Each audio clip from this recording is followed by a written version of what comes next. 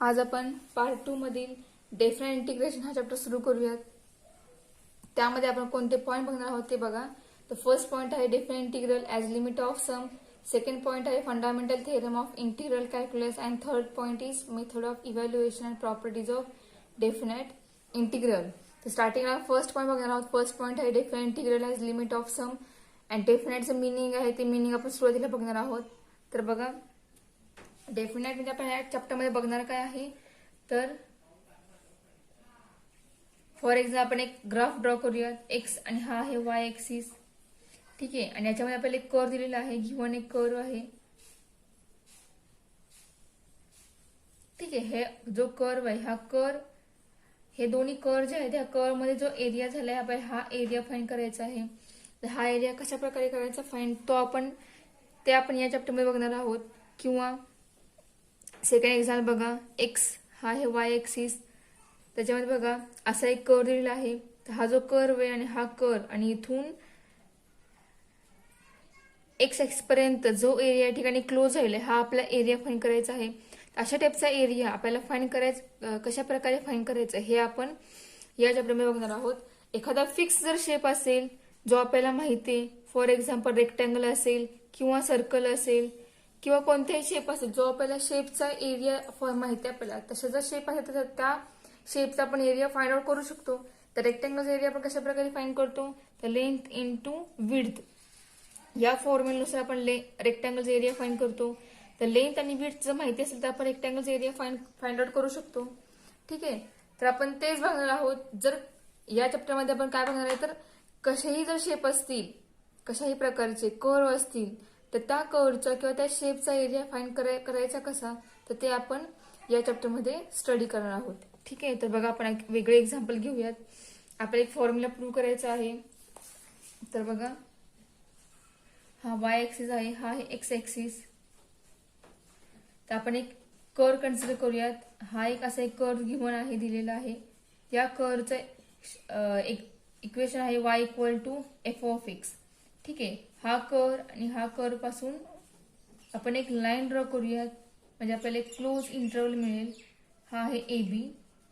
मग हा A B आणि हा जो क्लोज एक शेप ज्याच्यामध्ये जो पार्ट झालेला आहे त्या पार्टचा आपल्याला एरिया फाइंड आउट करायचा आहे. तो कर्व आणि एक्स ऍक्सिस मधील हा इंटरवल याच्यामध्ये जो एरिया बघून जातो आपल्याला तो एरिया फाइंड आउट करायचा आहे. तर तो एरिया कशा प्रकारे फाइंड करायचा तर ते आपण आता या ठिकाणी बघणार आहोत. तर बघा, आपल्याला काय माहितीये, आपण रेक्टँगलचा एरिया फाइंड करायचा कसा हे आपल्याला माहितीये. तर आपण आता काय करणार आहे तर या जो शेप आहे या शेपचा आपण कन्व्हर्जन रेक्टँगल मध्ये करणार आहोत. कशा प्रकारे करायचं कन्व्हर्जन बघा. इथून एक स्ट्रेट लाईन जर आपण ड्रॉ केली तर हा जो तयार झालेला आहे हा रेक्टँगल तयार झाला आहे. ठीक आहे. आता रेक्टँगलचा एरियाचा फॉर्म्युला आपल्याला माहिती आहे. तो काय असणार आहे तर लेंथ इंटू विड्थ. ही जी आहे ती विड्थ असणार आहे आणि ही आहे ती लेंथ असणार आहे. बरोबर. मग लेंथ इंटू विड्थ यानुसार आपल्याला या रेक्टँगलचा एरिया मिळेल. पण आपल्याला पूर्ण शेपचा एरिया मिळतोय का हा ठीक आहे. इथला हा जो पार्ट आहे हा कॅल्क्युलेट होईल या रूलनुसार. पण हा जो शिल्लक राहिलेला जो पोर्शन आहे तो अनकॅल्क्युलेटेड पोर्शन शिल्लक राहिला आहे. मग त्यानुसार आपल्याला काय मिळणार, ऍक्युरेट आन्सर मिळणार नाहीये. आपल्या ज्या आन्सरमध्ये आहे थोडीफार एरर राहतील किंवा त्या आन्सर ऍक्युरेसी त्या आन्सरमध्ये नसणार आहे. तर आपण यामध्ये थोडासा बदल करूयात. तर बदल कोणता करणार आहे आपण तर बघा, मी याच ठिकाणी लगेच सेकंड ग्राफ ड्रॉ करते. आपला कर्व तोच आहे, आपण ग्राफ तोच ड्रॉ करतोय. ठीक आहे. इथून आपण क्लोज इंटरवल कन्सिडर केला होता ए बी. हा आहे आपला एक्स एक्स, हा आहे वाय एक्सिस. ठीक आहे. आपण स्टार्टिंगला काय केलं तर त्या शेपमध्ये फक्त एकच रेक्टँगल तयार केला आणि त्या रेक्टँगलचा एरिया फाइंड आउट केला. आन्सर आपल्याला येणार आहे पण आन्सर जे येणार आहे ते करेक्ट आन्सर सोल्युशन नसणार, ते पूर्ण या कर्वचा एरिया नसणार आहे. तर तो पूर्ण कर्वचा एरिया फाइंड करण्यासाठी आपल्या आन्सरमधील एरर कमी करण्यासाठी आपण करणार काय तर जो पोर्शन आहे ज्या आपल्याला पोर्शनचा एरिया फाइंड करायचा त्या पोर्शन आपण छोटे छोटे पार्ट तयार करणार. ते डिवाइडेशन आपण करणार. बघा काय केलं आपण, त्या इंटरवल त्या शेप जो आपल्याला ज्याचा एरिया फाइंड करायचा आहे त्या क्लोज जो शेप आहे त्या शेपचा आपण 1 2 3 4 5 पार्ट मध्ये डिवायडेशन केले. ठीक आहे, तर डिवाइड करून आपल्याला मिळालेलं काय इथं, तर बघा आपण या ठिकाणी जर आपण या प्रत्येक शेपचं जर रेक्टँगल तयार केलं तर आपल्याला रेक्टँगल किती मिळतील बघा, किती रेक्टँगल आपल्याला मिळाले, 5 रेक्टँगल मिळाले, बरोबर. आता ह्या रेक्टँगल आपण एरिया फाइंड आउट करू शकतो. या रेक्टँगलची ही जी आहे ही लेंथ कन्सिडर करूया, म्हणजेच ही आहे, याला आपण T1 म्हणूया. T1 ही लेंथ असेल फर्स्ट रेक्टँगलची, T2 ही लेंथ असेल सेकंड रेक्टँगलची, T3 ही लेंथ असेल थर्ड रेक्टँगलची, T4 ही लेंथ असेल फोर्थ रेक्टँगलची आणि लास्ट T5 ही लेंथ असेल लास्ट T5 रेक्टँगलची, बरोबर. आणि विड्थ ती कन्सिडर करूया. ही जी विड्थ आहे त्याला आपण डेल्टा कन्सिडर करूया. डेल्टा असेल विड्थ. या कर्वचं इक्वेशन आहे y=f(x). ठीक आहे, अशा प्रकारे आपल्याला काय होईल, या 5 रेक्टँगलचा आपल्याला काय मिळेल, एरिया मिळेल. फॉर एक्झाम्पल बघा, area A = length. Length means T1 म्हणजेच f(T1) येणार आहे इंटू विड्थ म्हणजे डेल्टा1 ही असेल फर्स्ट रेक्टँगलची विड्थ. हा आपण A1 म्हणूया, म्हणजे हा पहिल्या रेक्टँगलचा एरिया होईल. A2 आपल्याला मिळेल f(T2) इंटू डेल्टा2. A3 मिळेल f(T3) इंटू डेल्टा3. असं आपल्याला 5 रेक्टँगलचं काय मिळेल, एरिया मिळेल. A5 = f(T5) इंटू डेल्टा5, बरोबर. या सगळ्यांचे ऍडिशन केल्यानंतर आपल्याला पूर्णपणे या पूर्ण शेपचा काय होईल, एरिया मिळेल. पण आता या प्रत्येक ह्याच्यामध्ये बघा थोडा पार्ट आहे तो शिल्लक राहतोय. पण ज्या आपण स्टार्टिंगला पहिल्या ग्राफमध्ये केलेला आहे, रेक्टँगल तयार केला, एकच रेक्टँगल तयार केला होता, त्या ठिकाणी जास्त पोर्शन हा शिल्लक राहत होता. आपल्याला तोच आपण चेंज केला सेकंड एक्झाम्पलमध्ये. त्याच एक्झाम्पलमध्ये आपण चेंज केला. चेंज केल्यामुळे आपल्याला काय झाला, तो शिल्लक राहणारा पोर्शन आहे तो पोर्शन कमी झाला. म्हणजे आपलं जे आन्सर असणार आहे त्या आन्सरच्या आपण जवळ गेलो, बरोबर. यानुसार येणाऱ्या आन्सरपेक्षा इथलं जे आन्सर येणार आहे यानुसार ते आन्सर आपल्या ऍक्युरेट आन्सर मध्ये पेक्षा थोडंसं क्लोज असतं, त्याजवळ असणार आहे या आन्सरपेक्षा, बरोबर. पण एरर कमी झालेला आहे, पण एरर कॅन्सल झालाय का, पूर्णपणे एरर गेला असणार आहे का, तर नाही. कारण प्रत्येक रेक्टँगल मध्ये किंवा या कर्व मध्ये थोडा एरिया प्रत्येक ठिकाणी शिल्लक राहिलेला आहे, बरोबर. आपण चेंज करणार काय, तर जसे आपण पार्ट केले होते रेक्टँगलचे, म्हणजे जसं आपण या जो शेप आपल्याला फाइंड करायचा आहे, एरिया फाइंड करायचा, एरियाचे जसे आपण पार्ट केले त्या प्रकारे आपण अजून छोटे पार्ट करणार आहोत. मग ह्याच्यापेक्षा अजून जर लहान आपण पार्ट केले या शेपचे तर आपल्याला येणारा एरिया आहे तो एरिया ऍक्युरेट मिळेल आणि जो एरर आहे तो एरर पूर्णपणे कॅन्सल होईल. तेच बघा, आता आपण तोच ग्राफ आपण काढतोय. इंटरव्हल सुद्धा आपण तोच कन्सिडर केलेला आहे. आपला इंटरव्हल आहे A, B आणि याच्यामध्ये आपण थोडेसे मोठे पार्टमध्ये डिवाइड केला होता तो एरिया. आता आपल्याला नाव त्यापेक्षा छोटा, म्हणजे त्यापेक्षा आपण त्याची जी विड्थ आहे ती आपण कमी करणार आहे. ठीक आहे, विड्थ कमी केल्यामुळे काय होणार आहे, जर एरर जो आहे येतोय आन्सर मध्ये तो एरर काय होणार आहे, पूर्णपणे कमी होणार आहे. आणि आपल्या आन्सर मध्ये ऍक्युरेसी जी असणार आहे त्या ऍक्युरेसी चांगल्या प्रकारे म्हणजे आपल्याला जे आन्सर हवं आहे त्या आन्सरचे आपण पूर्णपणे जवळ जाऊ की आपल्याला करेक्ट आन्सर सोल्युशन सुद्धा मिळू शकते.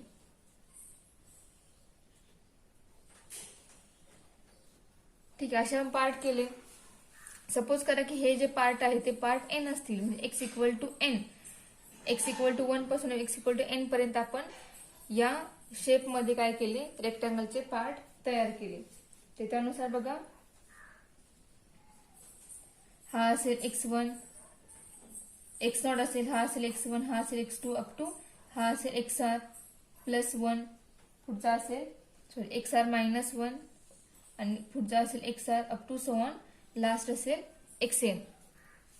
ठीक आहे, मग याच्यामध्ये काय होणार आहे, तर पहिल्या रेक्टँगलचा एरिया काय मिळेल आपल्याला, यानुसारच A1 मिळेल f(T1) इंटू डेल्टा1. यामध्ये सुद्धा जी लेंथ आहे, लेंथ असणार आहे T1, T असणार आहे लेंथ. बघा आपण इथे लिहूया, लेंथ असणार आहे T अँड विड्थ असणार आहे डेल्टा. मग हा झाला पहिल्या रेक्टँगलचा एरिया. सेकंड रेक्टँगलचा एरिया तोच असणार आहे f(T2) into delta two up to so on nth रेक्टँगलचा एरिया an इक्वल टू तो असणार आहे F of T N into delta N. ठीक आहे, हा असणार आहे nth रेक्टँगलचा एरिया. मग या सगळ्यांचे ऍडिशन केल्यानंतर आपल्याला काय मिळेल तर एस एन आपण त्याला कन्सिडर करू त्या सगळ्या समेशनला. एस एन मिळेल F of T one delta one length into width plus F of T two delta two plus up to so on plus F of T N into delta N. म्हणजे आपल्याला मिळेल summation N from summation F of R T R into delta R R from 1 to N. हा मिळाला आपल्याला S N.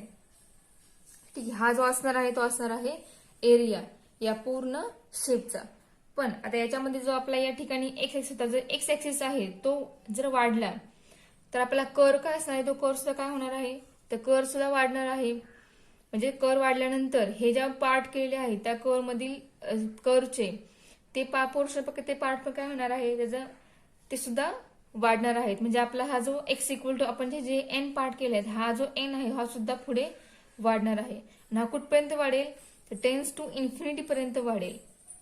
म्हणजे हा जो N आहे तो एन ज्यावेळेला इन्फिनिटीकडे जाईल त्यावेळेला आपल्या फॉर्म्युलामध्ये चेंज काय होईल तर बघा limit as N tends to infinity S N is equal to limit as N tends to infinity summation R from 1 to N F of T R into delta R. हा बदल त्यामध्ये फक्त होईल. त्या दोन्हीवरती काय होईल लिमिट अप्लाय होईल. कारण एक्स एवढा आहे पण एक्स मधील जर व्हॅल्यूज वाढल्या एक्सिस जर मोठा झाला आपला हा एक्स ऍक्सिस तर इथला कर सुद्धा काय होणार आहे तो सुद्धा मोठा होणार आहे. मग कर मोठा झाल्यानंतर आपल्याला जो एरिया फाईंड करायचा तो एरिया सुद्धा काय होणार आहे वाढणार आहे. आणि एरिया वाढल्यामुळे काय होणार हे जे आपण पार्ट केले आहे त्यामध्ये रेक्टँगलचे जे nth पर्यंत पार्ट केलेले आहेत ते पार्ट काय होणार आहेत वाढणार आहेत. ठीक आहे, मग अशा आपल्या या ठिकाणी एन इन्फिनिटीकडे जातोय म्हणजे या दोघांवरती काय होईल लिमिट अप्लाय होणार आहे. तर आपल्याला तेच मिळेल limit as N tends to infinity S N equal to limit as N tends to infinity sigma R from 1 to N F of T R into delta R. बरोबर. आणि हा जो इंटरवल असणार आहे तो इंटरवल पण वाढणार आहे. आपण हे जे पार्ट केलेले आहेत हे जे रिकामा पोर्शन होता पोर्शन जे आपण जे छोटे छोटे पार्ट तयार केले ते आपण या क्लोज ए कॉमा बी याच्यामध्येच पार्ट केलेले आहेत.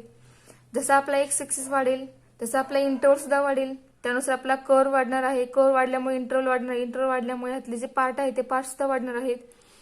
त्यामुळे हे जे लिमिट आहे as N tends to infinity S N आपण याच्यामध्ये काय करतोय तर बघा याच्यामध्ये विड्थ थोडी मोठी होती इथे विड्थ मोठी होती या ठिकाणी विड्थ अजून छोटी झाली. इथे काय असणार आहे याच्यापेक्षा इथली विड्थ आहे ती अजून कमी झाली. जर अजून आपण ह्याचे छोटे छोटे पार्ट केले ह्याच्यापेक्षा पण छोटे तर त्याची विड्थ आहे ती विड्थ प्रत्येक रेक्टँगल मधली अजून कमी होणार आहे. म्हणजे आपण जी विड्थ आहे ती विड्थ टेन्स टू 0 कडे नेतोय. म्हणजे डेल्टा आर जो आहे याच्यामध्ये दोन्हीमध्ये जो आहे डेल्टा तो आपण टेन्स टू 0 करतोय तो 0 कडे नेतोय. ज्या 0 कडे जातोय तो त्यावेळेला आपले येणाऱ्या आन्सर मधली एरर आहे ती एरर पूर्णपणे कमी कमी होऊन ती कॅन्सल होते. बरोबर. म्हणजेच या ठिकाणी आपल्याला काय मिळतंय म्हणजे आपल्याला काय मिळतं बघा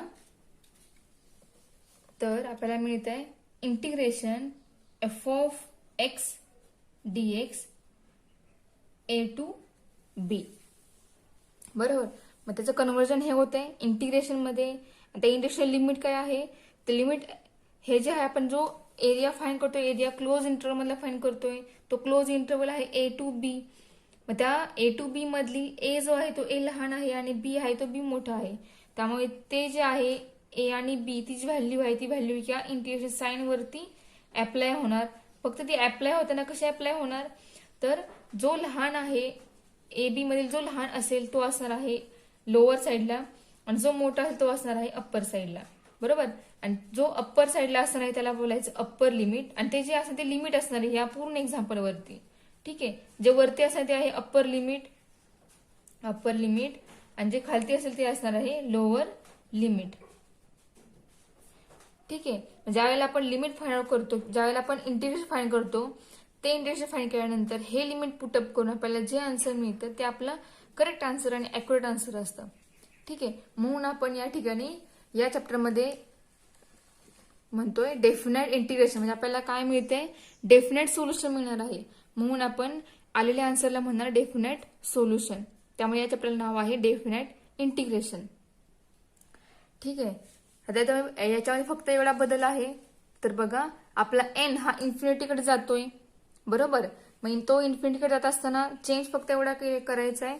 तर काय करायचं आहे तो बघा, ज्या वेळेला आपला एन हा इन्फिनिटीकडे जाणार आहे त्यावेळेला आपण डेल्टा आर जो आपण घेतलेला आहे या ठिकाणी, डेल्टा आर बद्दल आपण एच पुट करणार आहोत. डेल्टा म्हणजे आपला काय आहे, तर विड्थ आहे प्रत्येक रेक्टँगल मधली, सॉरी हा बरोबर, डेल्टा आर ही विड्थ आहे, त्या विड्थला आपण एच कन्सिडर करणार आहोत. मग डेल्टा आर एच कन्सिडर केलेला आहे वेअर आर हा 1 2 3 अप टू एन असताना. ठीक आहे. मग त्यावेळेला जो आपला लेंथ असणार आहे टी आर, हा टी आर कसा बदलेल, तर ए प्लस आर एच अशा फॉर्ममध्ये आपला काय होणार आहे, टी आर आहे तो बदलणार आहे. तो कसा बदलेल तर बघा, टी आर इक्वल, टी म्हणजे आपल्या काय आहे, प्रत्येक रेक्टँगलची हाईट आहे. मी या ठिकाणी तुम्हाला दाखवलेली ह्या फर्स्ट जे डायग्राम सेकंड डायग्राम आहे त्या डायग्राममध्ये T1 T2 T3 ही तुम्हाला हाईट आहे ती मेन्शन केली आहे. तर बघा हा x1 हा x2 आहे, हा जो आहे पोर्शन आहे, हा फर्स्ट इंटरवल, हा सेकंड इंटरवल, हा थर्ड इंटरवल, हा फोर्थ इंटरवल आणि हा लास्ट फिफ्थ इंटरवल आहे. त्या प्रत्येक इंटरवलमध्ये त्या प्रत्येक रेक्टँगल मधली हाईट जी ती हाईट टी फॉर्म मध्ये दाखवली आहे, T1 T2 T3 T4 T5. ठीक आहे. मग T R equal to A plus R H म्हणजेच काय, तर बघा आपण R1 पुट करून बघूयात. म्हणजे आपल्या फर्स्ट रेक्टँगलची आपल्याला हाईट मिळेल, ती काय असणारी हाईट, तर A plus H, H means first रेक्टँगलची विड्थ. यानुसार आपल्याला काय फाइंड करता येईल, तर हाईट आहे ती हाईट फाइंड करता येईल प्रत्येक रेक्टँगलची. हे असेल T1, T2 काय असणार आहे, तर ए प्लस 2H असणार आहे. सिमिलरली T3 असणार आहे A plus 3H up to so on, त्यानुसार टी आर असणार आहे ए प्लस आर एच. बरोबर. यानुसार आपल्याला हा फॉर्म्युला मिळाला टी आर फाइंड करण्यासाठीचा. आपल्याला जो फॉर्म्युला यूज करायचा तो फॉर्म्युला आपल्याला टी आर आणि डेल्टा आर हा या फॉर्म मध्ये पुटअप करून तो फॉर्म्युला वापरायचा आहे. तर आपल्याला फॉर्म्युला काय मिळेल, तर बघा integration of A to B F of X D X is equal to limit as N tends to infinity sigma R from 1 to N H. Delta R बद्दल आपण एच मानतोय, मग तो एच आपण स्टार्टिंगला लिहूयात, into F of T R, T R म्हणजेच A plus R H आहे. बरोबर. आणि हा जो फॉर्म्युला आहे हा फॉर्म्युला आपण यूज करून इंटिग्रेशन फाइंड आउट करणार आहोत. इंटिग्रेशन फाइंड केल्यानंतर आपण प्रॉपर सोल्युशन या आपल्याला एक्झाम्पलचं जे असेल एक्झाम्पल त्याचं मिळणार आहे. ठीक आहे. तर आता आपण या एक्झाम्पल सॉरी ह्या फॉर्म्युलावर डिपेंड जे एक्झाम्पल्स आहेत, म्हणजे आपला ह्या चॅप्टरमधील फर्स्ट एक्सरसाइज 4.1 तो बघूयात आपण. 4.1 मधील फर्स्ट क्वेश्चन आहे evaluate the following integrals as limit of sum. त्यामध्ये सेकंड एक्झाम्पल आहे integration of x² dx as limit 0 to 4. ठीक आहे. आता ज्या वेळेला लिमिट दिलेलं असेल कोणत्याही इंटिग्रेशनवर, अप्पर अँड लोअर लिमिट दिलेलं असेल, त्यावेळेला ते एक्झाम्पल जे असणार आहे ते आपल्या इनडेफिनाइट इंटिग्रल नुसार फाइंड आउट करायचं नाही.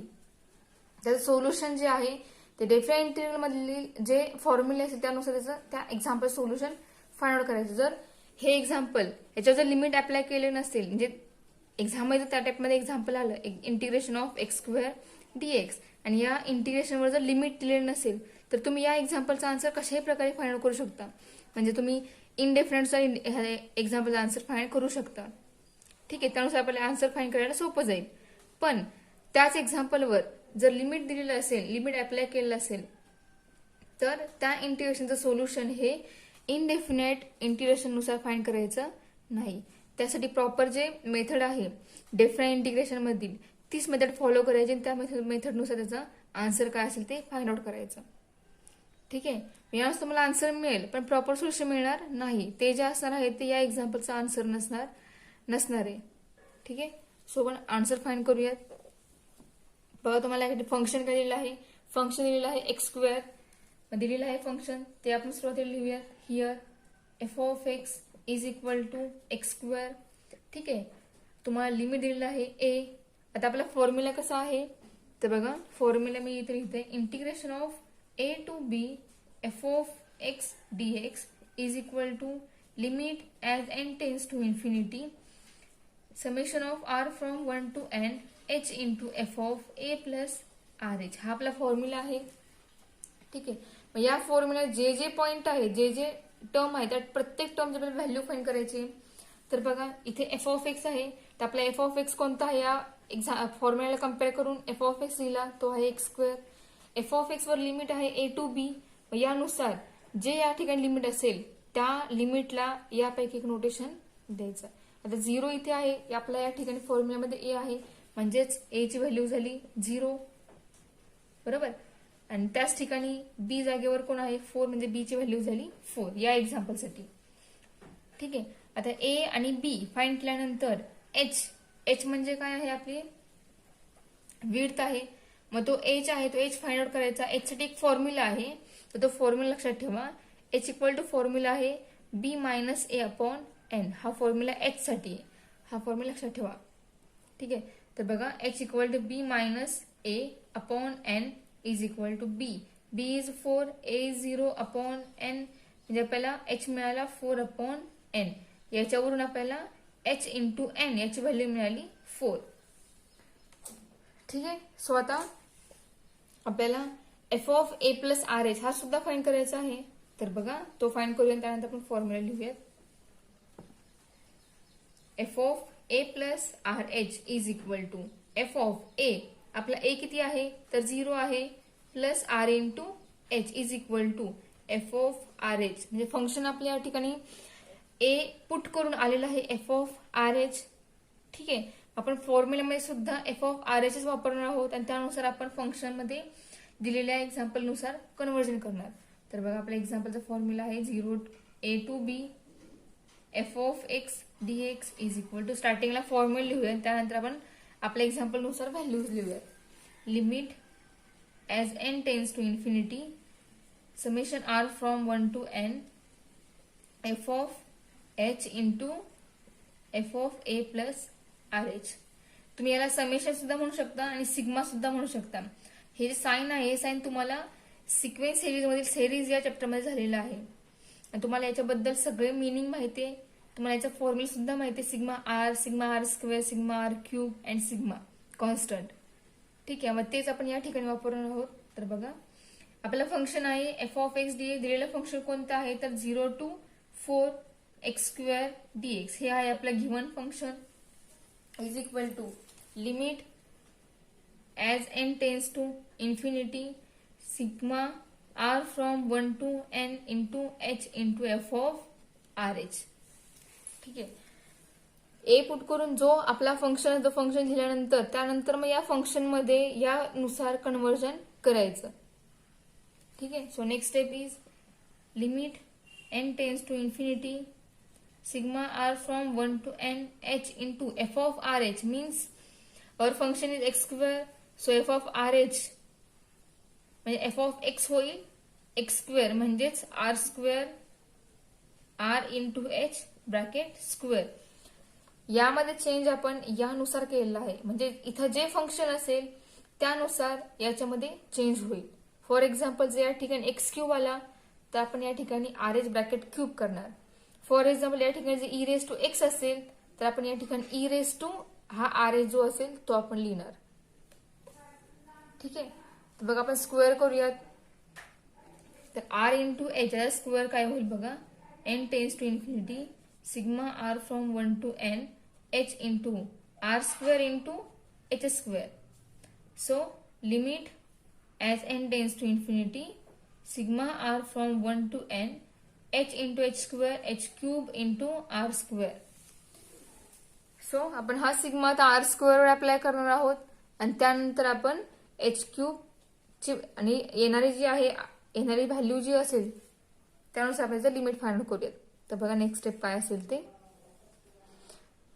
So limit at N tends to infinity आपण एच क्यूब सिग्माच्या बाहेर घेऊयात, सिग्मा अप्लाय करूयात आर वरती, R from 1 to n R square. So limit N tends to infinity H cube into sigma R square. Formula is काय formula आहे बघा, तर N N plus 1 into 2n plus 1 upon 6 हा फॉर्म्युला आहे sigma R स्क्वेअरचा. So limit N tends to infinity H cube into, आता या दोन्ही ब्रॅकेटमध्ये आपण एन कॉमन काढूयात. बघा यामधून आपण एक एन कॉमन काढला म्हणजे इथे झाला एन स्क्वेअर. ते आपण स्क्वेअर आपण नंतर करूयात.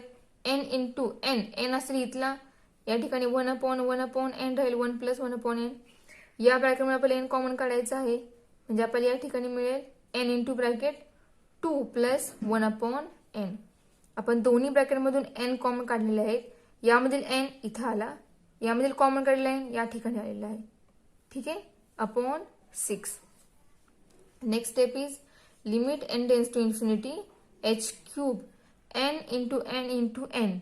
3 वेळा एन आहेत, so we get n cube into bracket 1 plus 1 upon n first bracket and second bracket is 2 plus 1 upon n upon 6. Okay, h into n किती आहे 4 आहे. आपल्या इथे या ठिकाणी h into n bracket cube आहे म्हणजे दोघांचाही क्यूब आहे, म्हणजेच एच इंटू एन या व्हॅल्यूचं काय होणार आहे क्यूब होणार आहे. तर आपल्याला काय मिळेल बघा, limit N tends to infinity 4 cube upon 6 into 1 plus 1 upon n 2 plus 1 upon n. ठीक आहे, आता हे जे लिमिट आहे ते लिमिट आपण या दोन्ही ब्रॅकेटवर अप्लाय करूयात आणि हा जो कॉन्स्टंट आहे तो लिमिटच्या बाहेर घेऊयात म्हणजे आपल्याला या ठिकाणी मिळेल 4 cube upon 6 into limit N tends to infinity 1 plus 1 upon n 2 plus 1 upon n. ठीक आहे, आता एक फॉर्म्युला झालेला आहे limit as N tends to infinity 1 upon N is equal to 0. त्या रूलनुसार ज्यावेळेला आपण हे लिमिट याच्यावर अप्लाय करूयात याच्यावर अप्लाय करू त्यावेळेला आपल्या या ठिकाणी दोघांचे सोल्युशन आपल्याला 0 मिळणार आहे. बघा, ज्यावेळेला आपण हे लिमिट आहे ते या 1 अपॉन एन वर अप्लाय करणार, या 1 अपॉन एन वर अप्लाय करणार, त्यावेळेला या दोघांचे आन्सर आपल्याला काय मिळणार आहे 0.